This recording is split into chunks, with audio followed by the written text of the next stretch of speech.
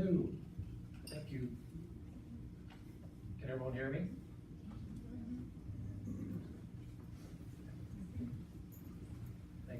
Thank you so much for being here. Thank you for listening. And it really is an honor to be speaking at this event, particularly in memory of Alice Ding. I really am privileged to be able to speak like this. We have a lot to cover, so I'd like to go ahead and just dive right in.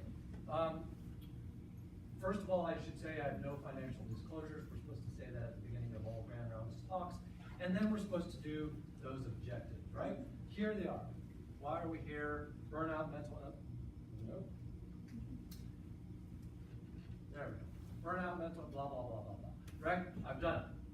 I've gotten away with the objectives. Now you know what we're going to learn.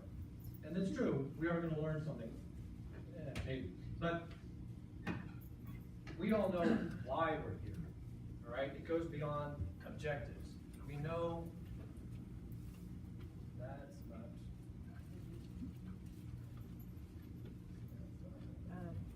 It is.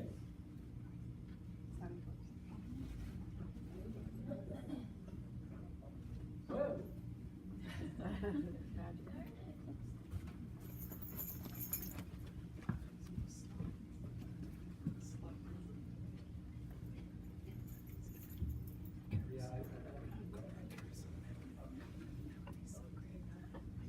Okay. Really, this works too. Why are we here? Really? And we all know why we're here, right? We're here because we know somebody, we knew somebody, we worked with somebody, we worked for somebody, we were friends with, acquaintances with, colleagues of, family members of, loved ones of, someone who has been touched by mental illness. And it may go beyond Alice, right? It could be one of you. So we're here more so than just p-values and this is not okay. Yeah, we're gonna do this with more than just p-values and odds ratios and relative risk. We're gonna do this more than just bullet points on a PowerPoint slide, because we all know that once you get bullets on a PowerPoint slide, you stop learning.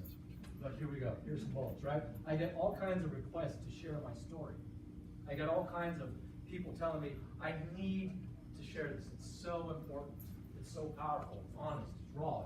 It is great for conversation. And I started to wonder, because it's been asked many times of me, why is that? Is it because of the shock value? Is it because knowing that one who used to walk among you can end up where I did?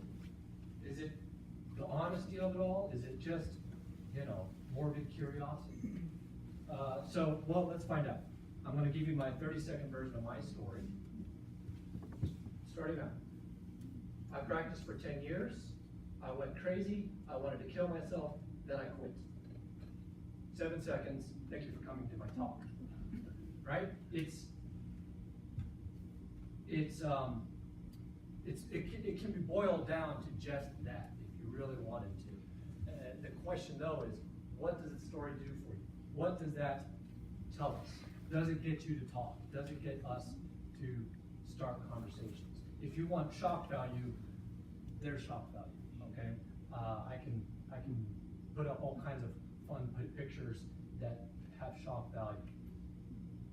One of the questions I get all the time when I talk about this is, when did I know? When did I know something was wrong? When did I know that, I don't know, I was ill? And I answer, how was I supposed to know? When I diagnosed myself, I looked perfectly normal. How did I let it get so bad? How did I go so far down the path without turning around, without righting the ship? And I say, my path was very similar to probably many, many of yours, right? I had the cookie cutter experience. I went college, med school, residency, practice. Nothing remarkable about my trajectory at all. And so, how would we know when we have mental illness? When one of the hallmarks of this cookie cutter path, and you all know this, is a little bit of learned misery, right? We're taught from the very beginning that we're supposed to learn a little misery. We're supposed to love the pain. Remember those? Or what doesn't kill me makes me stronger, right? We've all heard that starting as early as medical school. And if you can't take it now, if you can't survive this, you'll never make it through residency, am I right? That's what we were told. And then came residency. I call it a hellscape I'm very disappointed, by the way, that the emojis don't come up on this particular PC, because this was possibly my best slide. It had a syringe of blood, poop, and sputum. There's a person puking. The PC doesn't come through, and so this is what we get. I'm very disappointed. I'm sorry, your CME might be jeopardized because of this. But think about it. There was the scut work, the hours, the hazing, the outright abuse in some cases. We had to be a little bit crazy just to put ourselves through it, right? We had to be a little bit crazy to willingly compete for it. We had to be a little crazy coming out of it after all of that. And we did make it though, right? I mean, well, are there any residents? No. We made it. And things got demonstrably better, I would say. However, even in practice, there's reasons why we could be a little stressed, a little miserable, a little just depressed, right? And this is nothing new. Building a practice can be very stressful on a person. So there's always a reason why you can have something wrong. There's always a reason, an excuse for why I was behaving that way. And it becomes a question of how do you tell the wheat from the chaff, the signal from the noise. It's a little bit difficult to do when everything around you is a little bit miserable, right? And also, it starts off innocently enough. It starts off with that learned misery from medical school where we're taught we need to learn everything about everything, but also we need to be strong, right? And then it just grows from there. It's kind of like the frog in the pot of cold water where you turn on the heat and the temperature rises, but the frog doesn't notice until finally it's dead and boiled. How do we know when something has gone wrong? Well, another problem and another reason why I couldn't tell something was wrong is that I kept it on the down low. I kept it completely hidden from everybody, oftentimes including myself. To the outside world, I was Dr. Leonard Sue, very charming, very trustworthy. My bedside manner was considered one of my best traits, at least that's what they told me. And to my colleagues, I was professional, collegial, friendly. I kept it very well disguised. Even at home, I kept it well disguised, but my misery did show. That's where it would manifest.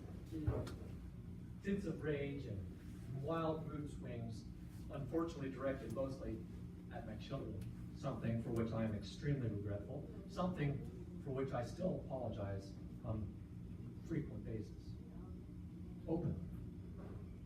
But they were short-lived. I honestly felt that even at home I had a good work-life balance. I exercised, I had quality time with the kids. Hell, I did yoga. I mean, that's wellness, right? Right? So it was hard for me to convince myself or to even let myself even consider the possibility that something was wrong. I was a great guy. I was really, all you had to do was ask me, and I would tell you how great I was. I was a magician in the OR, according to my own assessment. I went to all the kids' activities. I didn't just go to their performances, I performed in them. I had all kinds of hobbies and outlets. I did improv, or arts, music, comedy. And did I mention how great I was?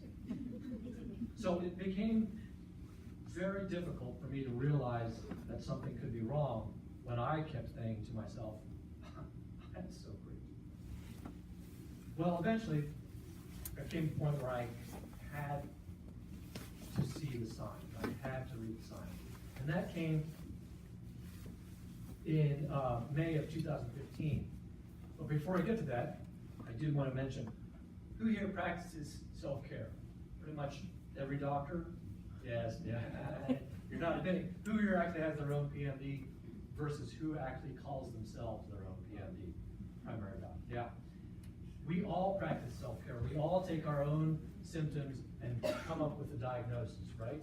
We all forget that we have one of the most dangerous comorbidities, which is a professional or advanced medical degree, right? It means that we're going to have one of two possibilities when we diagnose ourselves. It's either going to be the worst thing in the world, or absolutely nothing at all, right? And we take our diagnosis and we mold it to fit the narrative we need it to mold. We mold it to fit the story we want to tell, or we tell ourselves. And that's what I would do. So you better believe that I could read the DSM, and you better believe I took my 8 whole weeks of clinical clerkships as a third-year medical student 20 years ago and applied it to myself. Because yes, I can read the DSM. And by the way, reading the DSM and seeing if you have something in the DSM, that should be your first tip-off, but it did not tip me. Okay. Public service announcement. All right. So let's look at the DSM. Did I have depressed mood? Well, no. I was always pleasant, friendly, right? I certainly wasn't going to report it on myself. And observed by others, did I mention I was a great guy? So there was no way that I was depressed, right? And all these other things, diminished interest. I had all those hobbies. So how could I have diminished interest or pleasure? Insomnia, it's normal to get only 2 hours of sleep a night. And fatigue, well, I'm only getting 2 hours of sleep a night. Of course I'm fatigued. This whole feeling of worthlessness, that one was harder to explain away because I did have those feelings. But then I became kind of lawyerly and just said, it depends on your definition of excessive or inappropriate. See, we bend the truth to shape our narrative. Diminished ability to think, well, I was a surgeon. I could do a AAA, a carotid, and a fistula in one day. How can anyone have trouble concentrating like that? We bend the diagnosis to fit what we need. And so I kind of ignored the last one. Recurrent thoughts of death and like that. I just ignored it. Until one day I couldn't, and that day, like I said, came in May of 2015. It was the day that I sketched this drawing. Now, I put it up here not because it's particularly good, but because it has quite significance for me. This is the Deception Pass Bridge in Deception Pass State Park. Many of you probably know it. I sketched this on a hike that I took with a bunch of Cub Scouts, my Cub Scout pack, my kids' Cub Scout pack. And we had done this once every year. This was our 4th year doing it. So we were starting to get a little, it was starting to get a little old, but the bridge was the highlight of the hike. We loved going across the bridge. The views are spectacular. The water below is amazing. We love this part of the hike. Here are the Cub Scouts with me. This is a previous year. And we loved getting to midspan and looking down over the water. And it was on that day in May of 2015, the 4th time doing this hike, that as we leaned over to look at the water, I lost all sense of memory. I lost all sense of vision, hearing, ration. I only heard the voice inside me saying, come on, let's go, let's do this. And I desperately wanted to comply. I wanted, more than anything else at that point, to take my own life and to jump from the bridge. It never occurred to me, not once during that time, that I was in charge of those Cub Scouts. It never occurred to me that one of those Cub Scouts was my own child. Eventually, one of them came up to me and said, hey, we're leaving, let's go. And so I kept walking, and eventually later that day, I made that sketch. So remember when I said I couldn't ignore the signs anymore? Well, guess what? I ignored the signs. I said this was just a one-off. This was just, you know, that moment of being at a height where you feel like you're gonna fall in. This was just that anomaly. This was the romantic idea of jumping off the bridge, kind of like jumping off of the Golden Gate, something famous, right? It's just a one-off. I mean, I didn't jump, did I? So it could have been suicidal thoughts. Well, it turns out it wasn't just a one-off. It turns out that it was a constant vision, a constant urge, and now, following this day, a constant plan. Pretty much every single day following this day, I had cataloged all the ways that I could take my own life. And it didn't have to be a beautiful bridge. It could be a parking garage. It could be the medical tower at my hospital, a friend's high-rise. It didn't have to be a hike. It could be hanging. It could be shooting. It could be overdose. Who here has been on their commute every single day and cataloged every single abutment, utility pole, obstacle that would cause death at 80 to 90 miles per hour? I know them all along 520 and 405. And it wasn't just the constant feeling that I needed to take my own life. There was more to it, and I call it the constant. There was the constant sadness, the constant darkness, like I'm walking through a blackened tunnel even in broad daylight. The constant pain, despair, and hopelessness. There was constant self-hatred. And that was the most disturbing thing, even more so than the constant planning for my own death. The self-hatred, which started off innocently enough. It started off as that voice we all have that says, hey, let's not eat that 3-week-old Chinese food in the back of the fridge, right? It's the voice that's supposed to help you. It's the one that says, come on, get up, let's do that again. We can do better this time. Mine had become something of absolute hatred, spite, loathing, and vitriol. So, rather than getting help, I decided to change my environment. If you have a noxious stimulus, you get rid of the stimulus, things should get better, right? So I turned in my resignation. I was that frog in the pot. I was going to jump out of the pot. Now it turns out that I had to give 12 months notice to my partners. It's just a thing in my contract. So for the entirety of 2016, I worked in full practice, and I worked very productively. It was actually one of my busiest years. But that entire year I was retired man working. I was telling nobody. I was very busy, and very few people knew. When I finally did announce it, I invariably got the question, what are you going to do next? What's next on the horizon? To which I would answer things like, maybe I'll write a book, maybe I'll do consulting, maybe I'll life in politics. I didn't know what I was going to do. Frankly, I didn't care, because all I had to do is I wanted out. And I figured that would do the trick. That would make me feel better. And initially it did. When I turned in that resignation letter, it was like a weight lifted off my shoulder. But unfortunately, I started spiraling down again, even more so. And I think some of you folks might be able to relate. Why?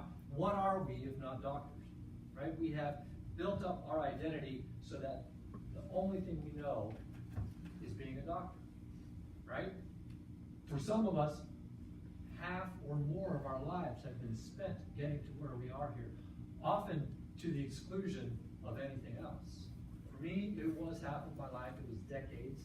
What are we if not doctors? Well, if you give that kind of personal quandary to my self-hating psyche, it's like giving raw meat into shark-infested waters, throwing it in. The feeding frenzy that ensued was nothing if not predictable. And yes, I know this is not a shark. These are all my own personal pictures. It's a salmon. They come from Seattle, so it kind of makes sense. Just stick with me, be effective. Eventually, I had to get help because the spiraling down became unbearable and untenable. And so I did get help in what I still to this day call the pills and the couch. This is my actual pill box.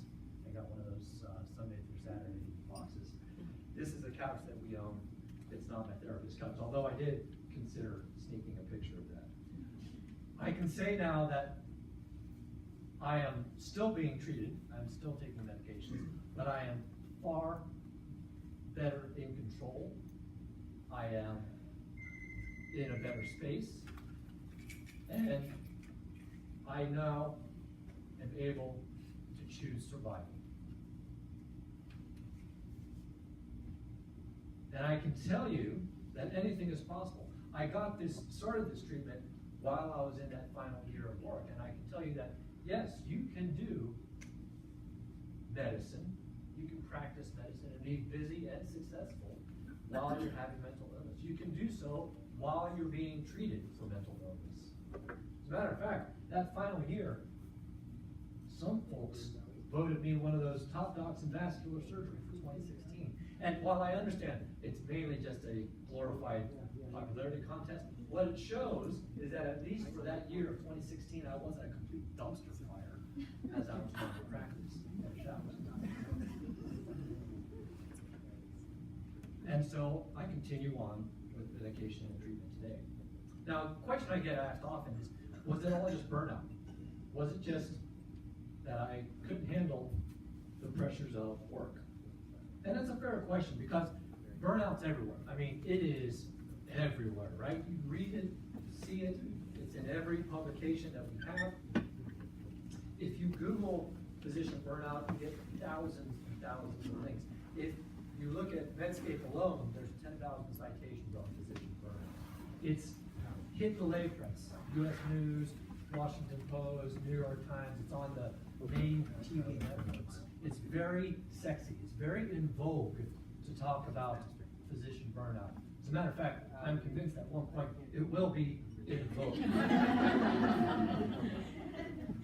I told you that this was going to be not like any PowerPoint that you've seen before, possibly the best PowerPoint you've seen.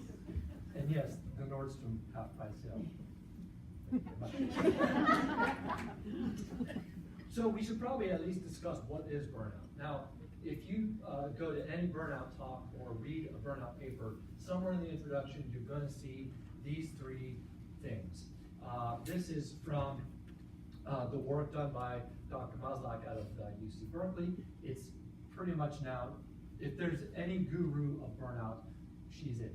And if there's any standard of burnout, this is probably it. Now, there are some other definitions, but you will see this almost all the time, these three components.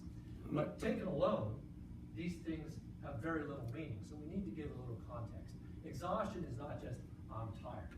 Exhaustion is working beyond empty into a deficit, where any attempts to cope and replenish yourself only get you back up to empty. It never gets you back to a full tank. Depersonalization is very important in medicine because it's what we do. It's the dehumanization of our work, not just turning patients into dehumanized diseases, but dehumanizing ourselves so that we become cynical, and sarcasm is a hallmark of depersonalization.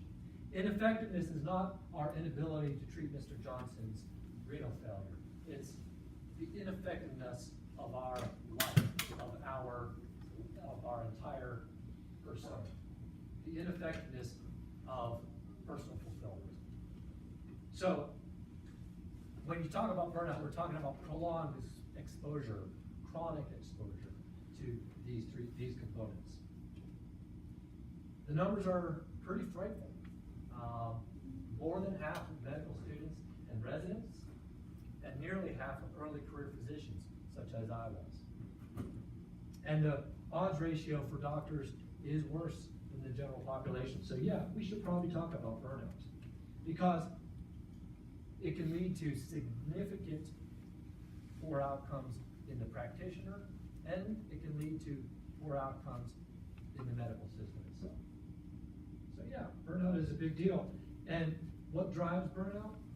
I put this list up here because if you take this list and the previous slide's list, a lot of this maps directly to some of those things we saw in the DSM.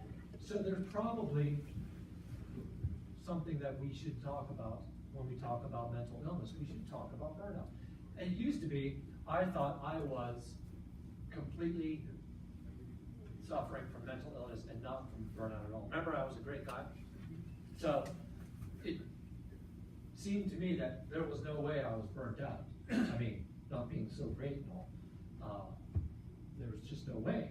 But then I started realizing when I started looking at these slides and crafting it that there probably is an overlap, right? The Venn diagram probably has some commonality. And as a matter of fact, it's probably more of a commonality than we think. And so then I started thinking, well, where does suicidal ideation intersect with that commonality?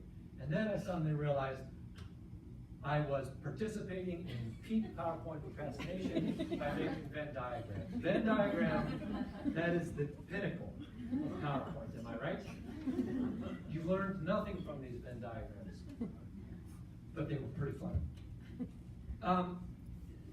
The whole idea is rather a chicken and egg argument. Did the depression cause my burnout, or was I burnt out because I was depressed? In the end, it really doesn't matter. What's more important is what we do about each, what's distinct about each, and what's the same, what's similar about each. So let's do a little bit of distinctions. With burnout, we know that it's not an official diagnosis. There's no ICD-10 code for it. There's no DSM codification for it, and it's not described in the DSM. It's not treated with medications, and rather its focus for treatment looks at systems of wellness and focuses on the health system itself. With mental illness, we know that it is, of course, a diagnosis with plenty of ICD-10 codes and a DSM codification. It is responsive to medications, but the idea of wellness for mental illness is debatable. When we talk about treatments for burnout, we talk about first aiding the provider, which does focus on physician resilience. I do want to make a little point. I'm going to step onto a different soapbox and say physician resilience is a little bit of a misnomer, because we all know that as far as professions go, and I'm not just talking about doctors, I'm talking about health professionals, we're already some of the most resilient professionals in the country, on the planet, whatever. And yes, I say that from a little bit of privilege, but we're already redlining on our resilience. To try to focus on more resilience is a little bit of a non-sequitur. And then, but there is focus on personal fulfillment, getting people to understand again why it is we went into medicine. For changing the system, we talk about changing the interface of the health system with practitioners. We talk about wellness committees and wellness officers. And this one I love, wellness champions.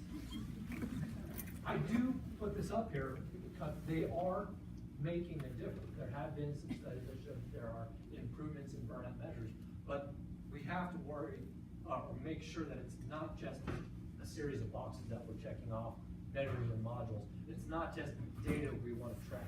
It's not just something that gets regulated by JCO or something like that. There's wellness, there's the burnout treatments that we described. Does that treat mental illness? This is a meta-analysis out of Canada, which looked to see if wellness reduction, stress reduction, had any effect on anxiety and depression. It was a meta-study of about meta-analysis of 15 studies. And what they did show was that there was no reliable effect, no statistical effect on depression and anxiety. And, you know, there might still be a role for wellness in mental illness. My point of showing this slide is that it was from 2007, and it was looking at studies from the previous decade. So we've been at this wellness thing for quite some time. And as far as I know, mental illness is still quite prevalent.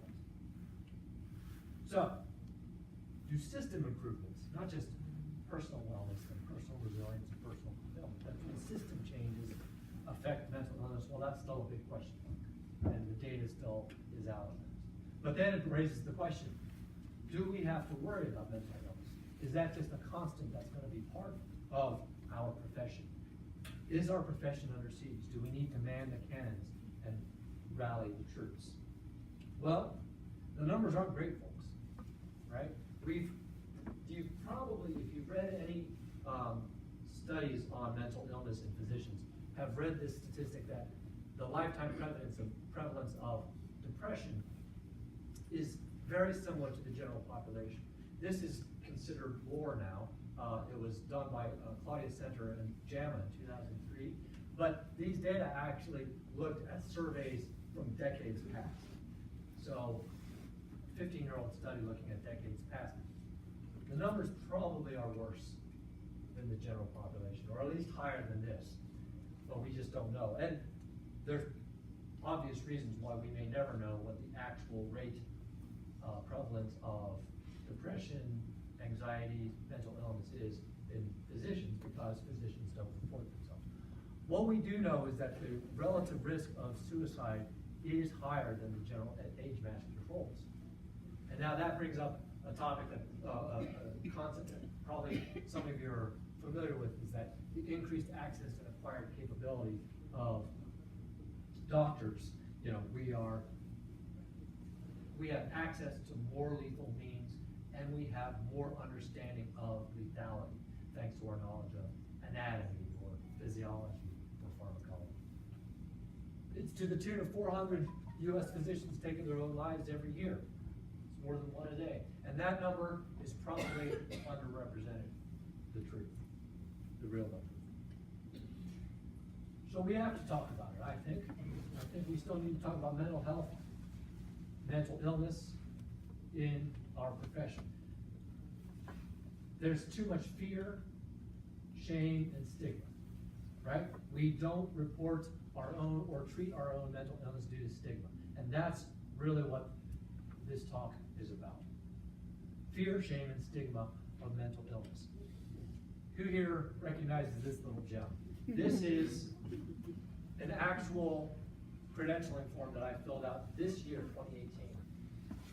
Do you have, or have you had in the last 5 years, a mental condition that would affect your current ability to practice? Now, they throw in some extra verbiage so that maybe it's compliant with the Americans with Disabilities Act. But the fact is, you have this question, this part of the question here. If the answer to the question is yes, please identify, blah, blah, blah, blah, blah. It might as well say, if the answer to the question is yes, please follow me down this rabbit hole, because you just opened a can of whoop-ass on their life and made it way more complicated, right?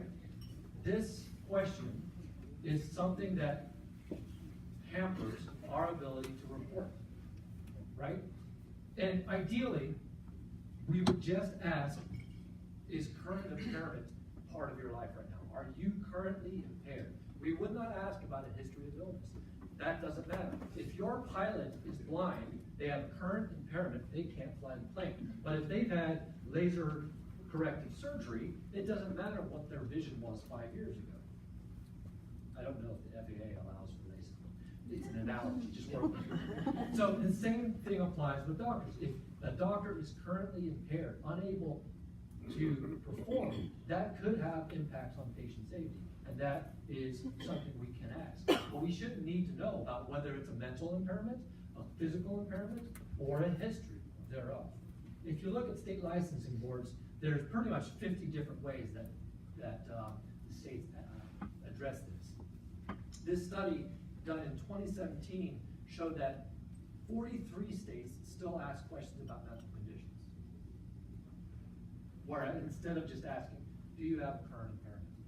Of those, only 23 limited it to disorders causing functional impairment, and only six states limited it to current problems.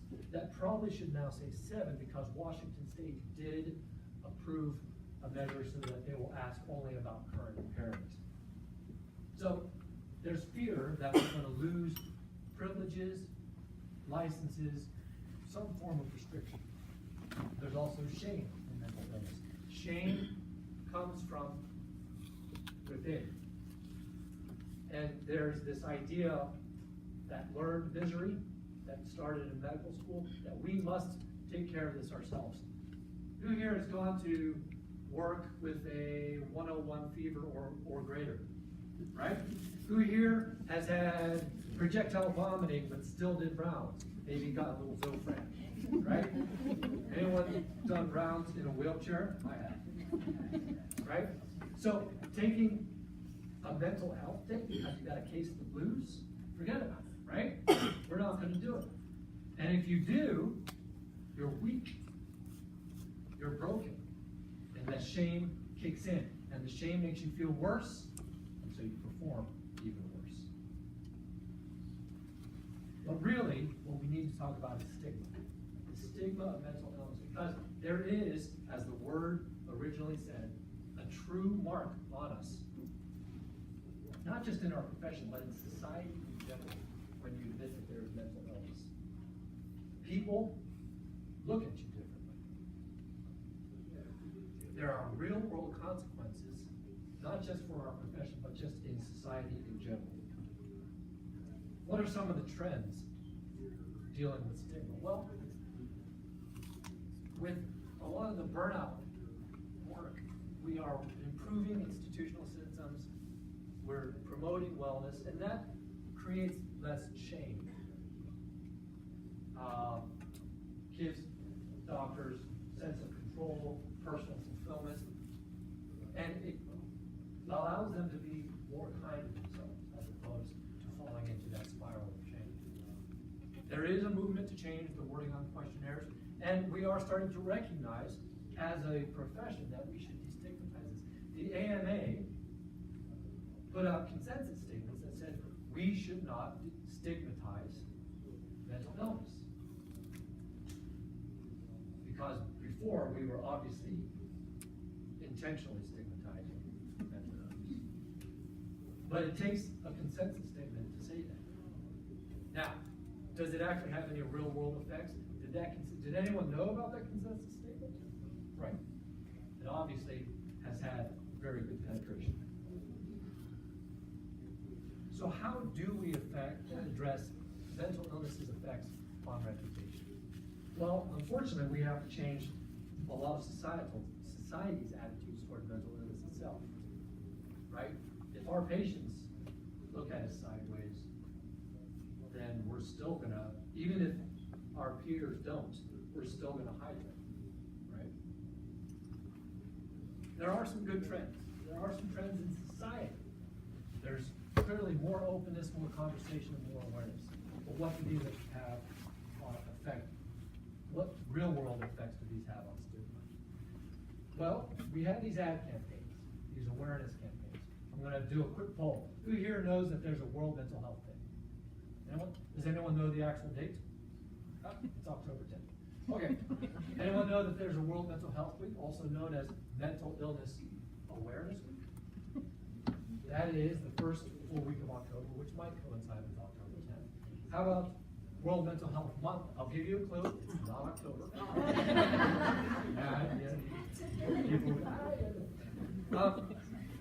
These are all mental health awareness campaigns that, judging by at least this show of hands, we're not even aware of the campaigns. So there is still a lot of work to be done about stigma in society. And a lot of work is being done. There are trends, right? I just Googled celebrities who speak about mental illness, and this is just one page of images. It kept scrolling and scrolling and scrolling, and everyone is talking about their own mental illness. They're trying to create an unashamed conversation, and it is working, especially when a celebrity commits suicide. We know that our awareness of suicide goes to the roof, right? Hashtags start trending. Are you okay? Time to talk. Talk about that kind of a thing. And then eventually, though, our awareness dies back down so that we're shocked when the next celebrity takes their own life. But the trends are moving in the right direction. There's a trend here that says 47% of young people are willing to discuss mental health online. And why is that? Is that because of an anonymity? You know, you don't actually put out your true identity? Or is it that there are new attitudes and new cultures, particularly among young people? Which shifts me to where I was a couple of weeks ago. I was with Chris Bundy of the WPHP, who is an incredibly good resource, by the way, and we'll get to resources towards the end. I was with Chris Bundy at the University of Washington talking to the second-year medical students. It was part of their mental health block. And this particular day, they were talking about physician mental health and physician suicide and murder. I was there as the human interest. I was the face of the disease. And so we just did it as a conversation. We all talked. I got to talk with the audience, and it was the most fulfilling talk I've done thus far because I was engaging with the audience. They were engaging with me. But more importantly for me, it felt so fulfilling to be able to capture them at that stage in their career, to be able to maybe make a difference before that learned misery really set in, before the heat got turned on the pot and the frog. So, we want to start some conversations about mental illness. Let's talk. You want to know what it's like to live with mental illness? I'll tell you. To this day, 2 years after starting treatment, I still have visions constantly of taking my own life. But they are just visions. They are no longer plans. They are no longer urges. And I have no intention of acting on them. To this day, 2 years after starting treatment, I still have a voice in my head that's full of hate and spite, but I know now how to talk back to it. And it's more of a voice of self-dislike rather than self-hate. And I can control it. To this day, 2 years after starting treatment, I assume everything is going to go wrong and everything will be my fault, including this talk. I'm terrified up here if you didn't know. But I'm able to control that emotion and talk back to it. Medication and therapy, both are working. Does that do anything for you? Does that talk get you to talk? Does that remove stigma just because I openly admitted that? Well, it turns out that framing is everything. It changes whether you see eat crab, or maybe even fat crab. Right? Framing is everything. So, can we frame talking about mental illness like we're talking about any other disease? You know, we throw out numbers like my A1C is such and such, or my range of motion after my torn rotator cuff is such and such. Creatinine's gone up on Mr. Jones.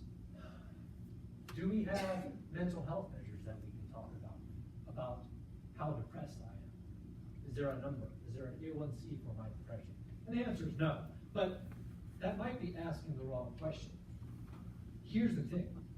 It's great if we can eventually talk about depression like it were asthma, right? Or my herniated disc. That would be fantastic. We're not there yet.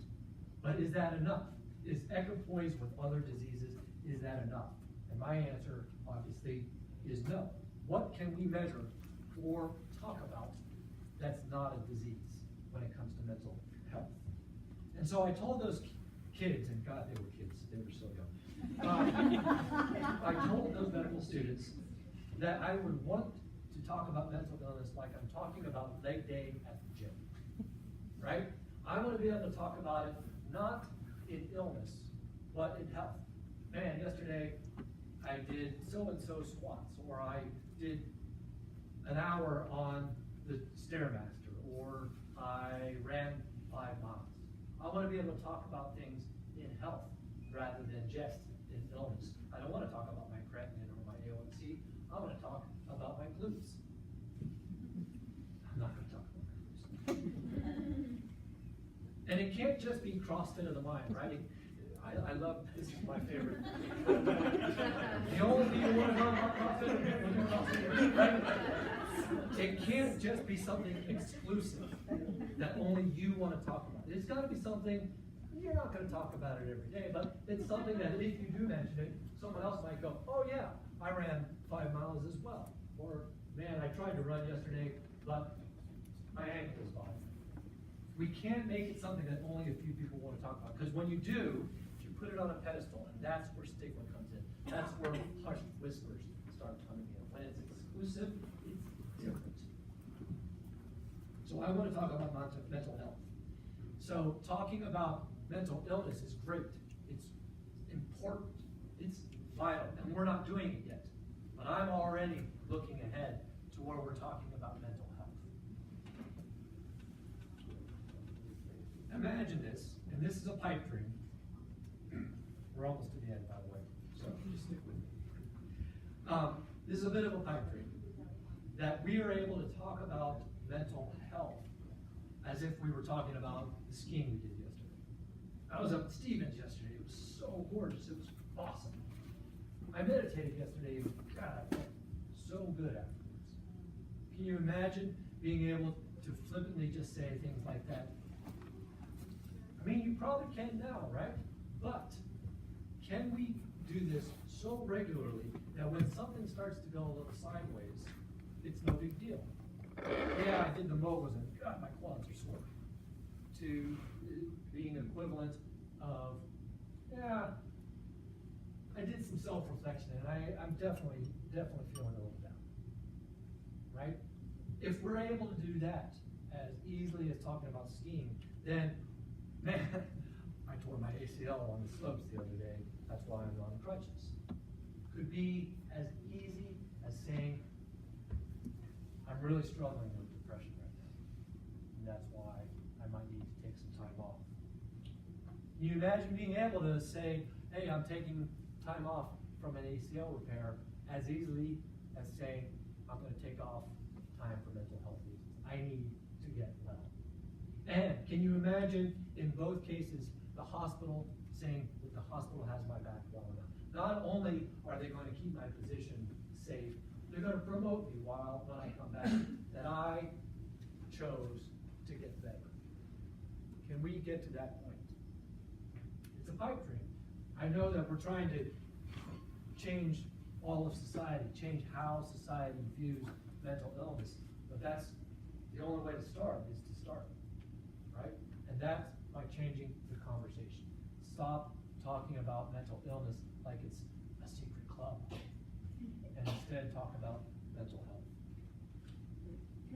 So how's the conversation going to go? Any surgeons in the room? Besides me?